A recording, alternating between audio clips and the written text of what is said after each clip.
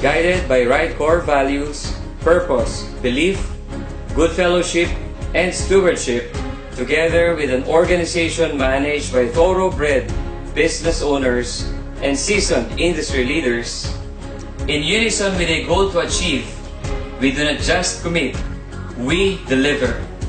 We do not just plan, we fulfill. Ladies and gentlemen, this is Royal.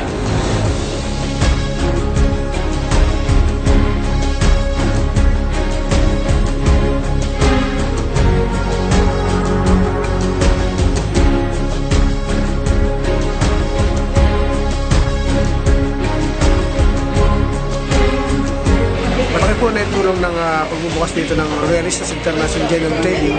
Dito po kasi napapatunayan natin na yung ating negosyo ay pang-international na, hindi lang sa Pilipino, kundi sa lahat na po na ibang lahi.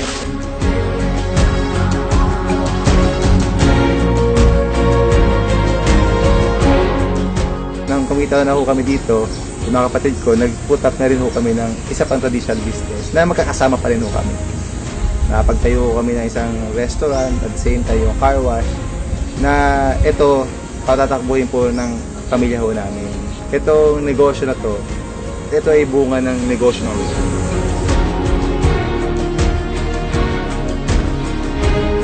Yung mga kapatid ko na hindi talaga hilig sa negosyo, naturuan ko na rin magnegosyo, gumaganda-ganda na rin yung buhay. Parang naaambunan sila kung ano yung biyaya na nakuha ko sa Royal. Talagang napakasaya pala na ikaw yung nagiging instrumento na through Royal, natulungan mo yung ibang tao.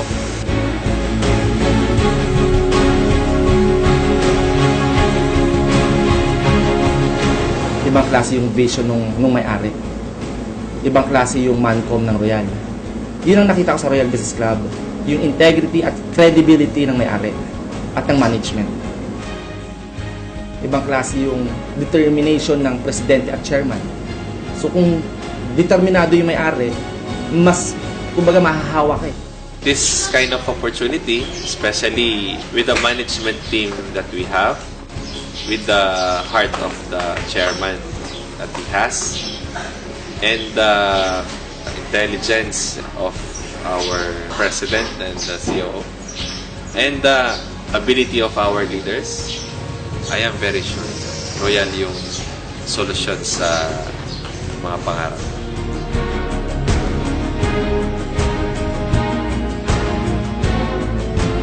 Pantay-pantay sa Royal na kahit high school graduate lang po ako, pwede kang maging top earner. Nagbibigay sila ng equal opportunity sa buong Pilipinas o buong mundo.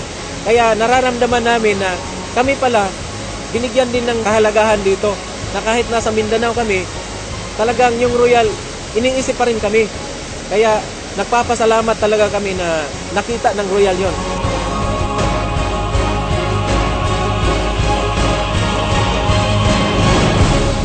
Since the inception of Royal, our intention is to lead and set the trend. We do not just follow. Royal's integrity, honesty, and good values are seen in the things that we have accomplished. Still, our preparation and hard work will remain to be the company's primary asset. This is Royal.